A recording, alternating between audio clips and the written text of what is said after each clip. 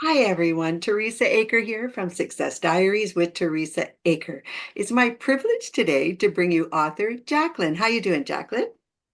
Hello, Teresa. Thank you for having me. I'm doing very well. Thank you. Oh, good. I'm glad to hear that. And you're coming all the way from Switzerland, so that's wonderful. Yes, I am. I am. Good. So we want to talk about your book. So I'm just going to tell the everybody here, just going to throw on my glasses, and you are the owner and CEO at Time to Rise Coaching, right? And Yes. you're an author. So let's talk about where it all started. How did you get into coaching? And then we're going to talk about that. We're going to talk about your book. Oh, I first got in contact with coaching. That's been 3 or 4 years ago when I went through some sort of depression and I was feeling not so good. Okay. And before that, I didn't know that coaching even existed. I didn't know it was a thing. And when I discovered that, it was such a game changer. And I was so inspired because I didn't know that this was possible. And I was so amazed by how rapidly I changed and how quickly I got better.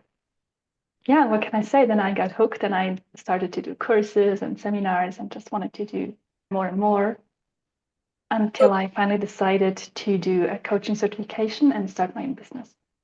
wonderful. Now, what kind of coaching do you do? Jacqueline, let's talk about that. It's called concept coaching. So I help people transform beliefs they hold about themselves with very powerful NLP procedures. So when you say, so I know what NLP is, so that's certainly a very popular system that people use. So when you did it, did you take courses to do this? Are you certified? What's the background that you have? First, I was taking a course at the Self Concept Research Group, which is a very amazing organization. So I learned the process on myself. I was practicing a lot on myself. Okay. And they also have a coaching certification, which I started last year, and I'm just wrapping it up.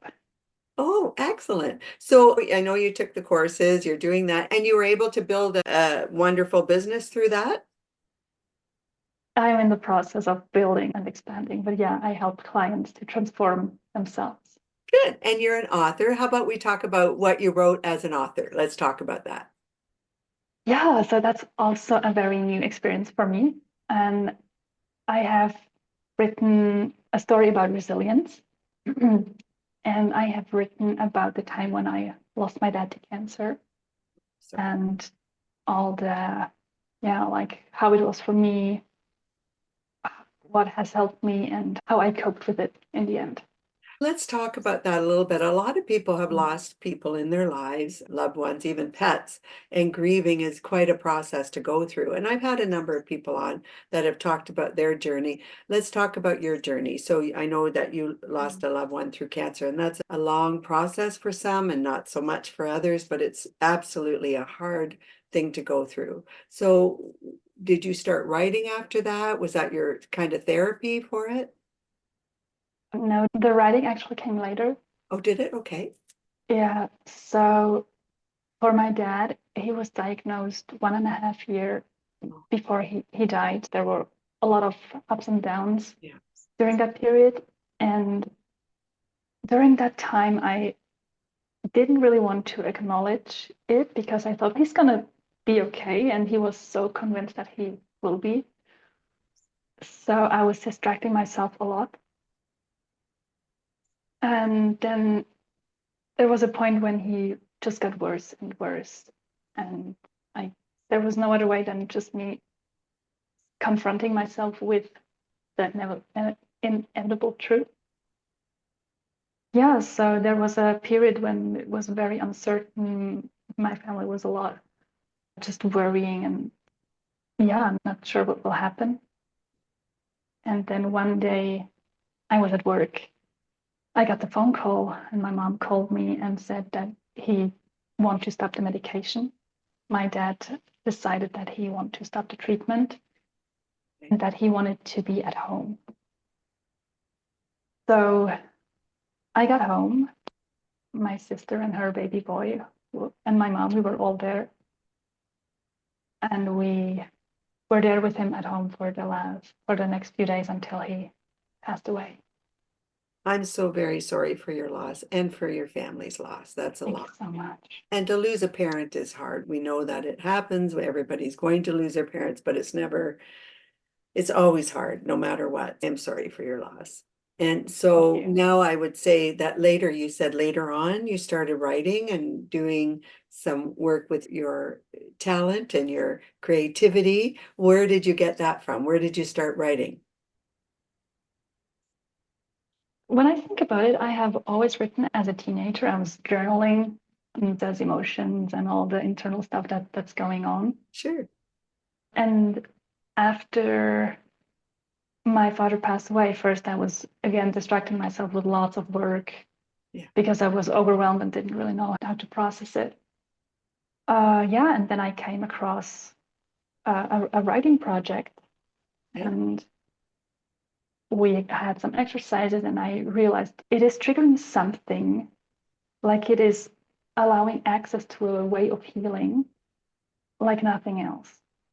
So I noticed when I start writing, things are shifting. So it was a very challenging journey to write about it, and also very healing at the same time. I understand that, Jacqueline. It is a process, and I find journaling is an amazing way to get those emotions out, bring them to the surface, think about what you're going through. And you're right, it does shift you. It starts to get you thinking of other things that perhaps we don't go inward in most of our lives, but when we lose someone, those feelings are tremendously strong. So they cause us to go inward, don't they? Yeah, they do. And especially, and I think many can relate to that. You have these obligations and you show up in your life, so you suppress so much. And even though I tried to not suppress them, so much was just shoved aside at work or people. And I feel like through the writing, it gets a chance to surface and to be channeled, all that has been locked away. That's wonderful. Are you starting to write any more after that? Are you doing any other projects with your books? I don't have any specific plans yet. Okay. And at the same time, I feel inspired and I have some ideas to write more. Oh, good. Yeah. Oh, excellent. Yeah. I have all these There's, ideas, Jacqueline, but I never get them mm, on paper. yeah, I'll see how I go. I have this thought floating around of writing a book about grieving to just help people navigate that journey in our everyday life where it's so hectic and where it doesn't really get the space. So I feel like I want to support people in channeling that. Is that the kind of coaching that you're doing? Does it have to do with more grieving then? I know we talked a little bit earlier, but are you branching out in the grieving area? Is that your specialty? It's a recent decision that I want to go in this direction, but yes, I want to direct my coaching to help people in the grief process. That's good. I do agree with you. There's a lot of people that reach out. They are looking for someone that can help them through the process. I think the hardest, I lost my husband about 4 years ago, I'm sorry Jacqueline, and about then that. I lost my daughter last year. So I've had, yes, thank you. I've had 4 years of a lot of grief and things to process myself. So I actually, when I did the talk show, I brought on grief people, the people, counselors who've written books, who have programs, who have coaching, who have been there for people. And I think it's extremely important if you can reach out, especially in the beginning, because when you're first going through the grief, it is quite different than a year and two later. Each brings its own different type of grief. Would you agree with that? Yes, 100%. It's a journey, and I also feel like it's never really ending. Like it comes in waves and then it comes in different waves. And I also feel the needs are a bit different depending on where you are and who you are as well. I agree Um, with that. And the yeah. person that passed away and the direct relationship to the love that you had for Mhm. that person, both the people that I Exactly. lost were tremendous loves of my life, absolutely Can huge imagine. losses. So to navigate that is entirely different. It's not the same as saying to a neighbor, I'm sorry for your loss and moving on in the day.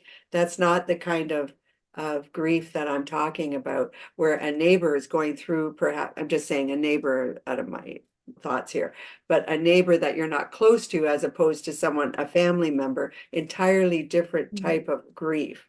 And so when we go through those things, I think each phase has a different type of counselor, I wasn't ready for group counseling in the beginning, but I was later on. I wasn't ready for necessarily one type of counselor until later. Does that make sense to you? It makes a lot of sense. And I had a similar experience because there were people in the NLP program that I was enrolled in that offered me support. And I tried it, but the first time it was just too soon. And it was helping me in some ways, but I felt like I'm not really ready. Like I don't want that much healing right now. I want to feel the pain and be in this space for a while.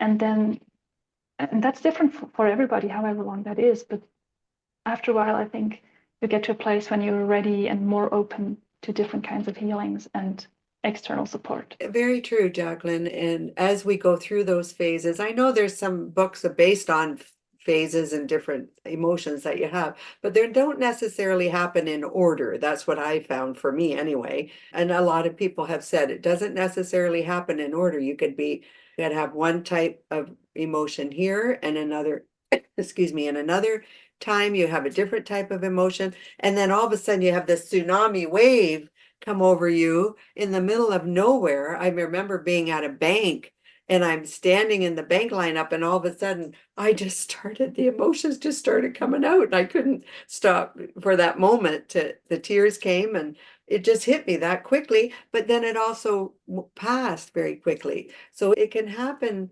at any given time, depending on the time frame and, as I said, the love that you have for the person. So it would be your mom or your dad rather, it's absolutely so painful. And so I understand that.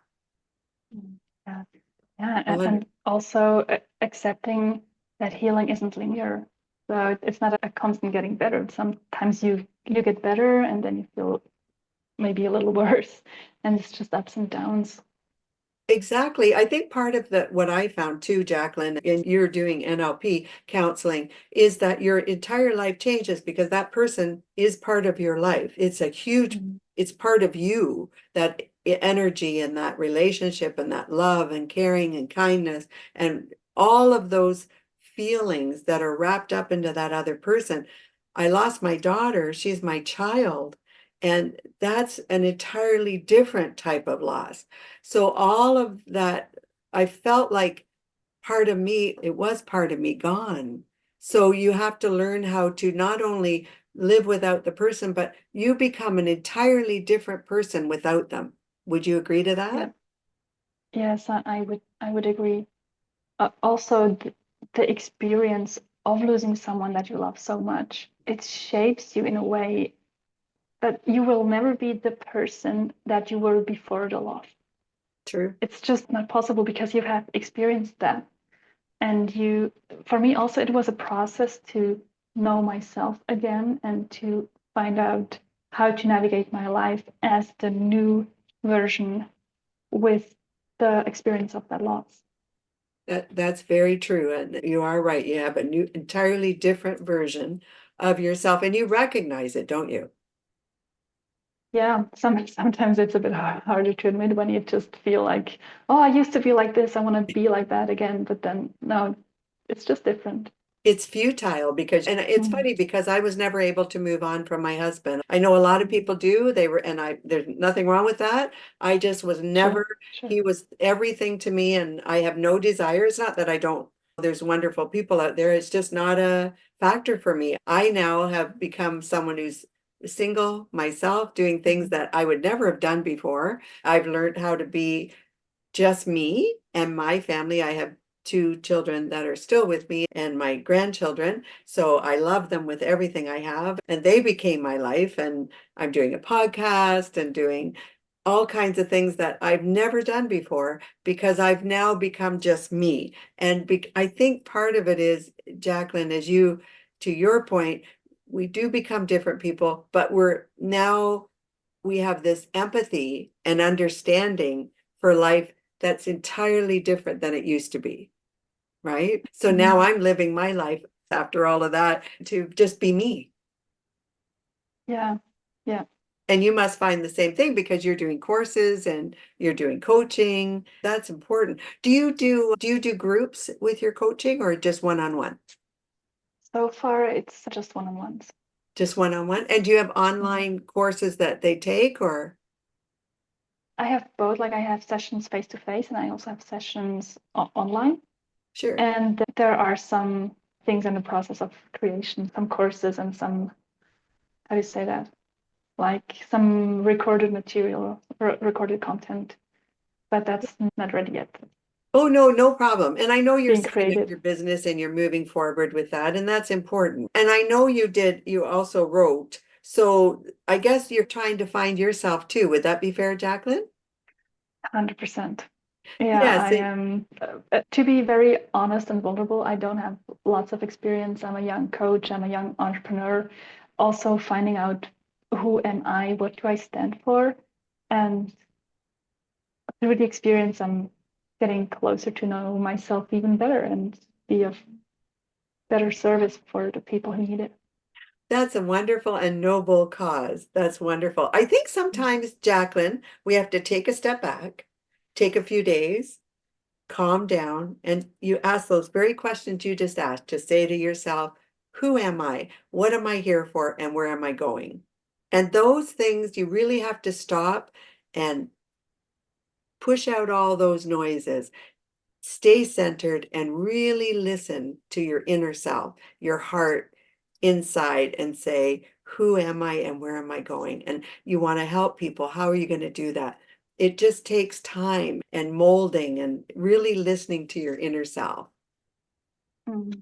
Yeah, and that's a journey. And also, I feel at this point, sometimes when the grief is coming back, it's how do you navigate the journey of being of service while also processing your own internal world. But yeah, that's very valuable advice to take a step back and breathe. That's a very good reminder for Yeah, sure. you have to take time for yourself, and you may still be healing, Jacqueline.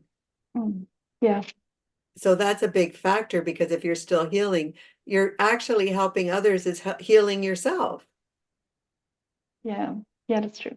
Yeah, so I have no doubt that you're one going to help a lot of people. Two, your future is very bright and you're going to be able to take all your dad's love and channel it into something beautiful. I have a question for you, Jacqueline. We had a wonderful time today. Would you come back and do another episode with me? I would love to.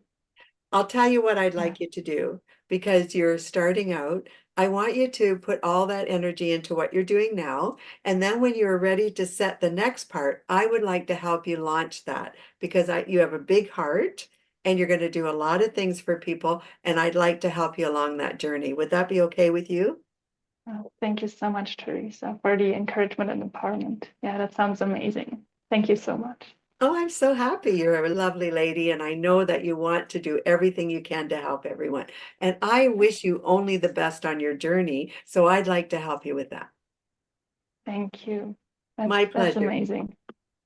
Absolutely. So to everyone, this is Jacqueline. She has a book out. She's definitely going places. She's someone you're going to want to watch for, and we'll have her back on my show. My name's Teresa Aker. I'm with Success Diaries with Teresa Aker. I have a YouTube channel here if you could subscribe to that and go to my social media. Jacqueline, go to all of Jacqueline's social media. I'll have that down here on her bio so you'll be able to reach out. Thank you all for joining me today, and I look forward to talking to you all very soon.